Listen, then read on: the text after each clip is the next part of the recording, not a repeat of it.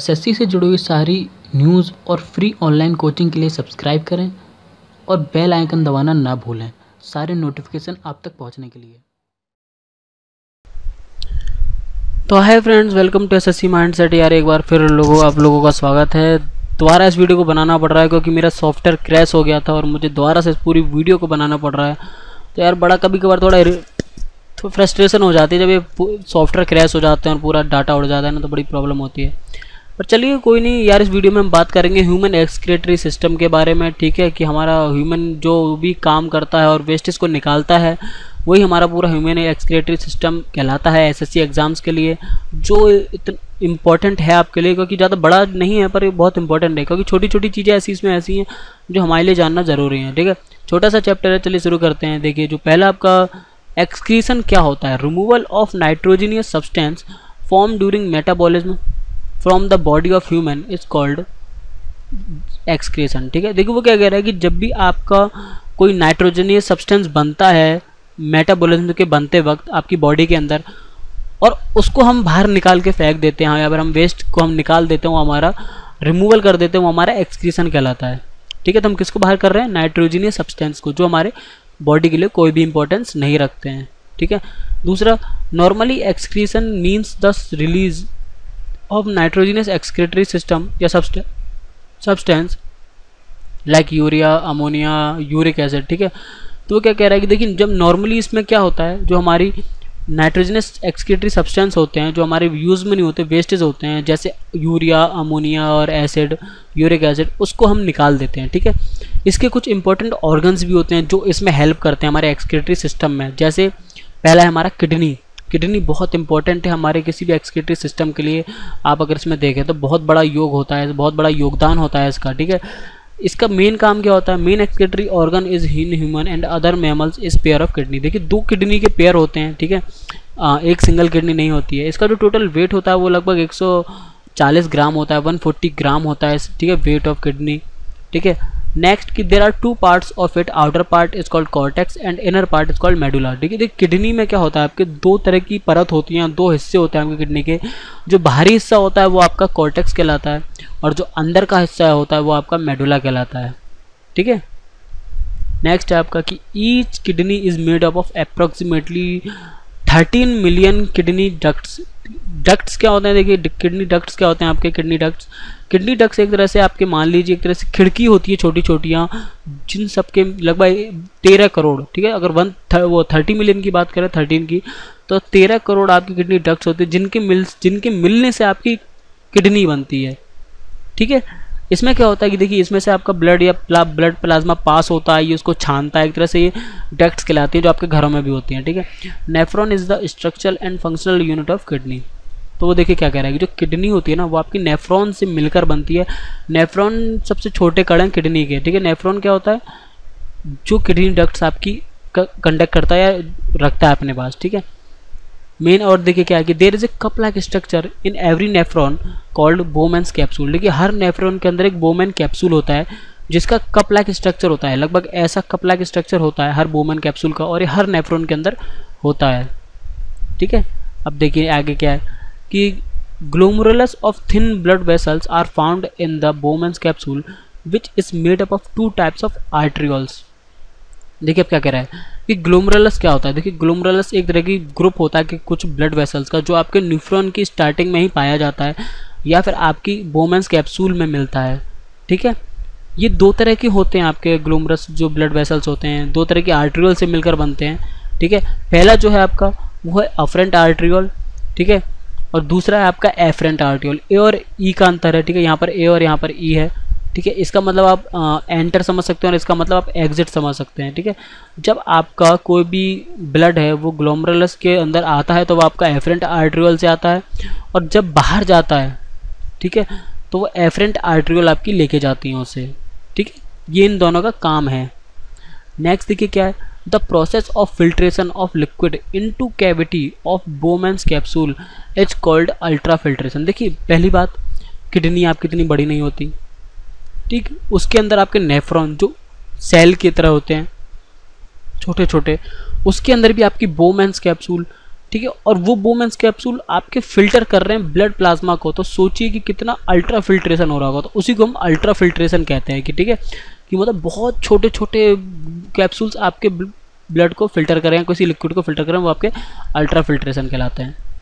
ठीक है, अब देखिए main function of the kidney is purification of blood plasma, that means to excrete the unwanted nitrogenous waste substance through urines. ठीक है, urination, sorry. देखिए वो क्या कह रहा है कि जो मेन फंक्शन है आपकी किडनी का वो क्या होता है, ब्लड प्लाज्मा को प्योरीफाई करने का। ठीक है, उसमें क्या होता है, जो अनवांटेड नाइट्रोजनस सब्सटेंस होते हैं, आपके वेस्ट सब्सटेंस होते हैं, उनको बाहर निकाल देता है थ्रू यूरिनेशन। ठीक है, यूरिन के रूप में बना के उन्हें बाहर निकाल देता है। ठीक है, the supply of blood to kidneys takes place in large quantity in comparison to others organ. ठीक है, देखिए वो क्या कह रहा है कि जो सप्लाई होती है ब्लड की वो किडनी में दूसरे ऑर्गन्स के मुकाबले ज़्यादा होती है। क्यों? क्योंकि ब्लड को साफ करने का काम किडनी ही करता है, इस वजह से ज़्यादा ब्लड किडनी तक पहुँचाया जाता है। ठीक है, लगभग सारा ही पहुँचाया जाता है।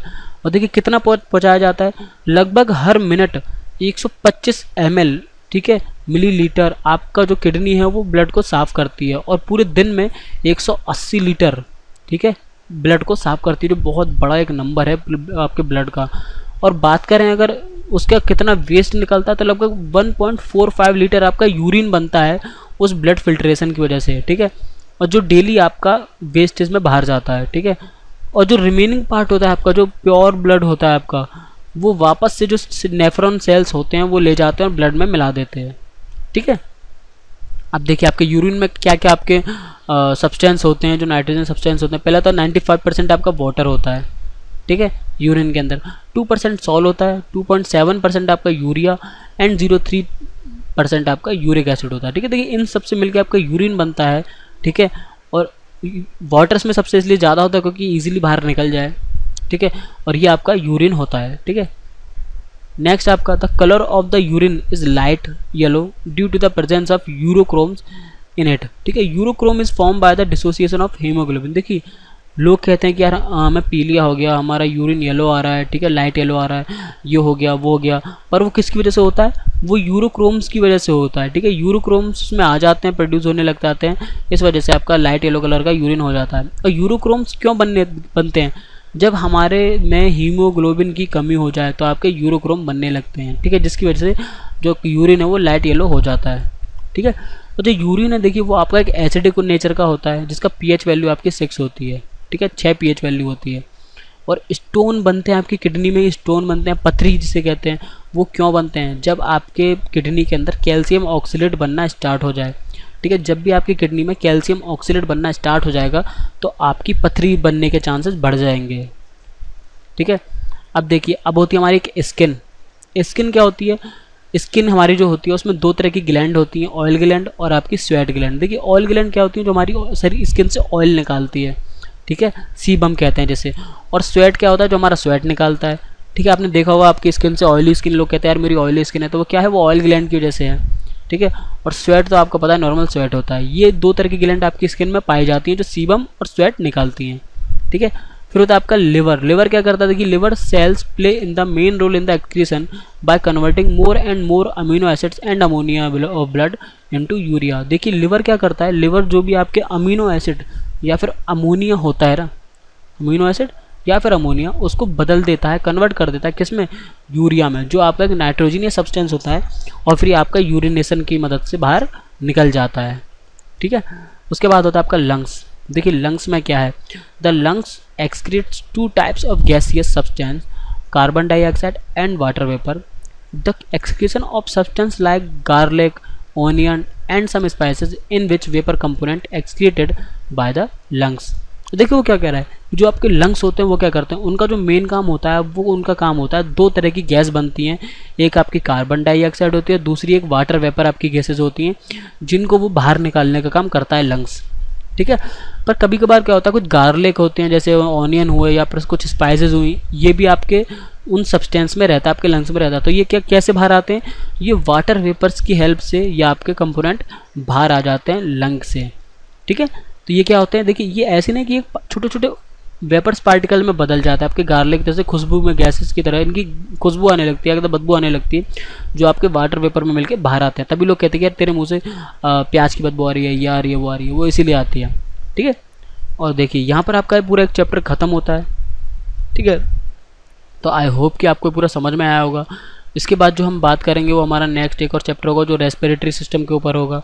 ठीक है, वो सबसे इम्पॉर्टेंट चैप्टर है वो पूरी बायोलॉजी का, तो आप उसे ज़रूर देखिएगा। तो अगर यार ये वीडियो पसंद आई है ना, तो यार प्लीज़ इस वीडियो को लाइक करो। ठीक है, दोबारा बना रहा हूँ इस वीडियो को। ठीक है, कुछ कहना चाहते हैं तो यार कमेंट करो, और अभी तक सब्सक्राइब नहीं किया तो यार सब्सक्राइब कर दो इस चैनल को, क्योंकि एसएससी के लिए आपके लिए सबसे बेहतरीन चैनल है। ठीक है, तो फिर मिलते हैं नेक्स्ट वीडियो में, तब तक के लिए bye, thanks for watching and वंदे मातरम।